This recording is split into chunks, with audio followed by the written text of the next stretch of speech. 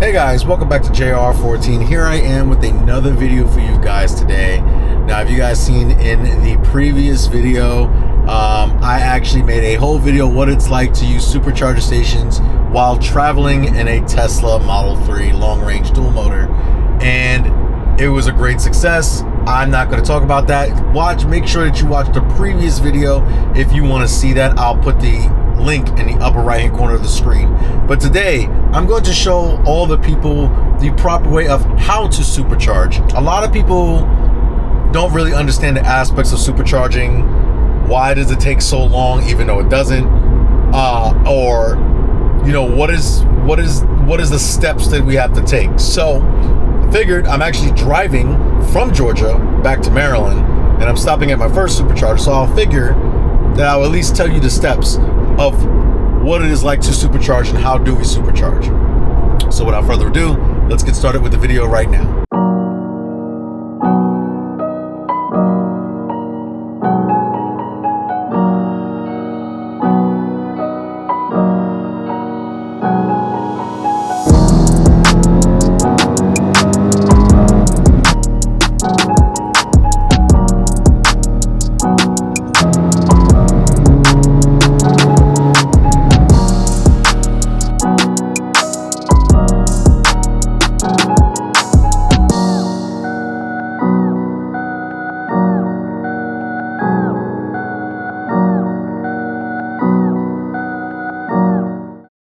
But guys, before I start to talk about you know, how to supercharge, I want to make sure if you guys are liking these Tesla videos, make sure you give it a thumbs up. Also, make sure you like, share, and subscribe to the channel, and make sure you turn your notification bell on so you get notifications on new Tesla content as it comes out, like this one. So this is where we're heading. So we're heading back to Maryland, and right now I'm in North Carolina. So normally what you want to do first is that the first thing I'm driving, I'm pretty much in North Carolina right now, and like I said, I'm about to stop at my first supercharger station along my journey back to Maryland. So the first thing you need to do is a very important step is to precondition the battery. Oh, well, how do you do that? Well, there's two ways that you can do it. There's a few ways that you can actually do it. The first way and the easiest way to do it is navigate yourself to the supercharger station. The supercharger station, once you hit the correct supercharger station in your navigation, on Tesla's navigation, it automatically will start preconditioning the battery. Considering the fact that I'm on a road trip and it's navigating me through supercharger stations along my way, this is what it actually shows. So you see on the top here is that preconditioning battery for fast charging. That is how you know that your battery is preconditioning to accept the fast charge at a supercharger station. Now, there are different types of Tesla supercharger stations. There are right now currently 3, and there's a 4th one coming out, but it is not actually available on the roads yet. So first ones are actually, there's very small, there's ones that are they take very long to charge. They're like 75 kilowatt hours. I basically those are non-existent. I don't use those. They come up in my navigation as supercharger stations, and yes, they are quicker than your normal level 2, which give you about 75 kilowatts, which I wouldn't use. If you're using on a road trip and you're trying to go about doing your road trip, stay away from those. They're slow. But the first ones that I would really pay attention to is the 150 kilowatt hour superchargers. Those are your V1s. Now, your V1s, you know, they're going to be pretty much, majority of the time that I've seen 150s are usually in like mall areas or areas at shopping centers. That's typically where I see them. I know in Georgia I've seen a lot of 150s and 250s bunched together, and they have signs labeled which ones are 250s and which ones are 150s.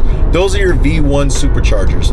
Your V2s are actually your 250 kilowatt superchargers. Those are predominantly the primary ones you're going to find, because those are like currently, like I said, 250 kilowatts, and they're pretty decent. Like when you're getting the one time I've used a 250 kilowatt charger, it roughly gave me about anywhere from 600 to 1,000 miles per hour.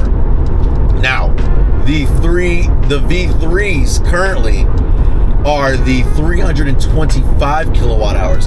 They're still around. Tesla is actually putting them up as we speak. Like, they're putting a lot of them up. These will, the 325s will look different, opposed to the 250s and the 150s, which will pretty much have like, it's like a white station, and it has like a oval cut through it, and it has the, you know, the charger, which is in the middle, and it's red on the inside. So it's red and white with the Tesla logo glowing in red at the top. Now, the 325 kilowatt hours, they're the ones that are actually going to look a little different. They have no cutouts. They're a completely white, solid piece.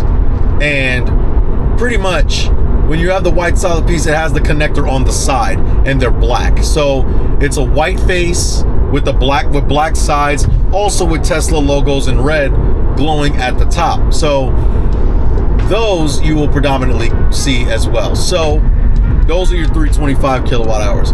Now, the V4s that are not out yet. They're coming out, but they're not out yet. Those are your 500 kilowatt chargers. Those are not available yet. They're not on the road yet. I know that Tesla's going to be putting those, I heard, at the end of 2025, or maybe mid 2025 of this year, or maybe early 2026 of next year.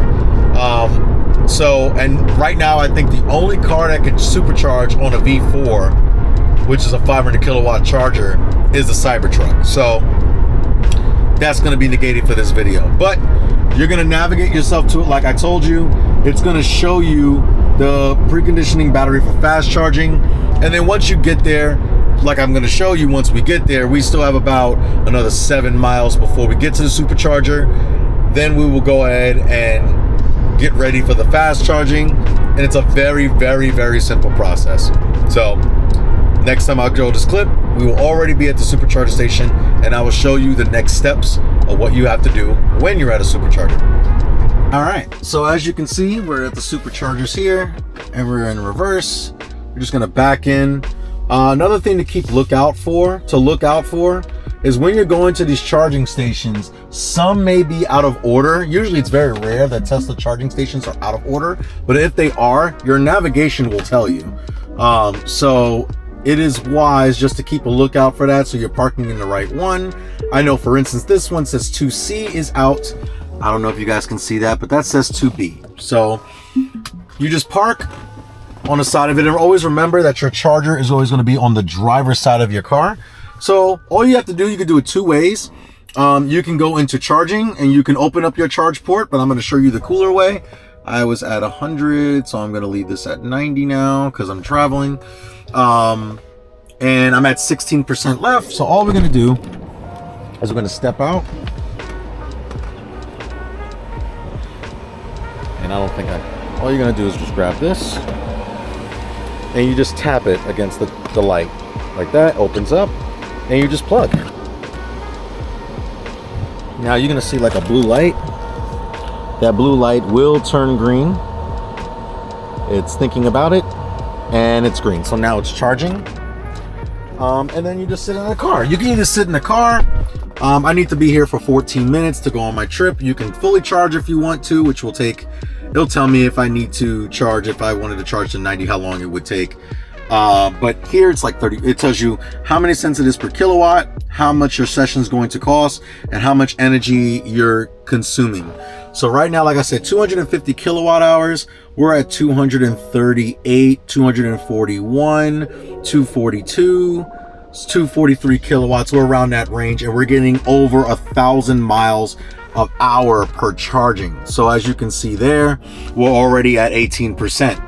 So we're gonna sit here and charge. Now I'm gonna go to McDonald's over there, but you know, there's always something to do. It's usually, most of the charging stations are all around shopping centers or malls, so you can go. I'm gonna use the bathroom and order some food at McDonald's really quickly. I know, unhealthy of me, but whatever. And I'm gonna come back to the car, unplug, and then we'll continue driving and conclude this video and show you that's exactly how you supercharge. All right, guys. Well, I officially went ahead and used the bathroom. I got some food, and then I had 10 minutes left of charging until I get to my next destination. A couple things to know about supercharging. One, you do not want to supercharge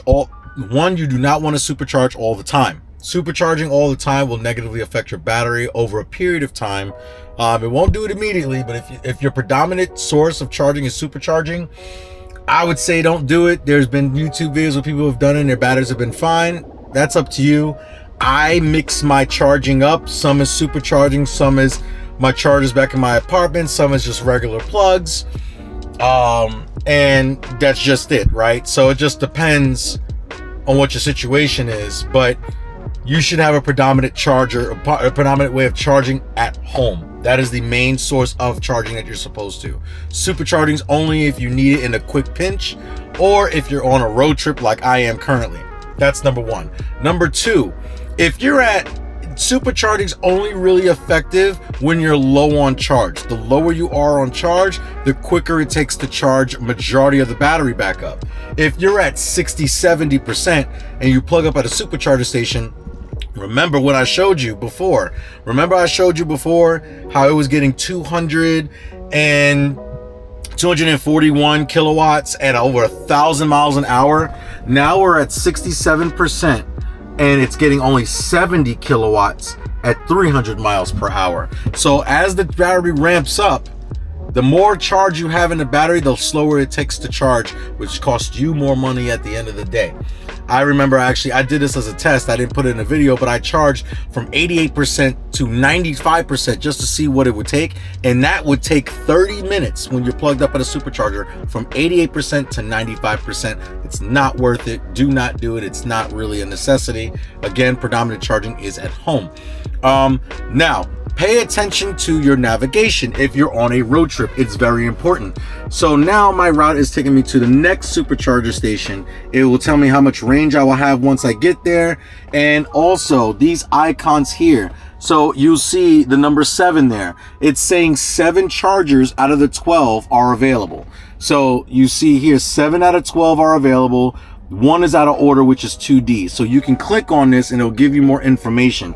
Also down here gives you the price it costs per kilowatt right now. So if you're idling, if you're fully charged and you're still plugged up, it will charge you $1 a minute every single minute that you're over when you're fully charged. Me, I'm not fully charged, it's still charging. I have enough to get to the next trip, but it's still charging. Also keep in mind, when you're on a road trip, I usually keep mine at about 90% when I'm on a road trip and 80% when I'm doing daily driving. If for instance, at my girlfriend's house on my way back home, I was at 100% just because of the fact that I trickle charge all the way to 100% so I could have the max range when on a road trip. I've only done this twice, which was going to and going from Georgia. So I would not recommend doing this. And it will also tell you, for instance, this charge cost me $14.51 at the supercharger. But these are a few things to keep note of. Just make sure that you have fun supercharging. Supercharging here is your friend. And it's really, really helpful in the situation of trying to get to the next spot.